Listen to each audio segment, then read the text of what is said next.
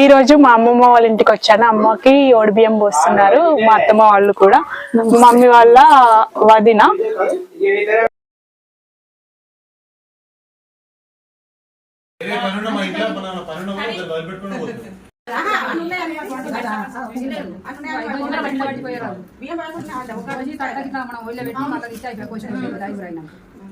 అడిగే పొంగు నాటి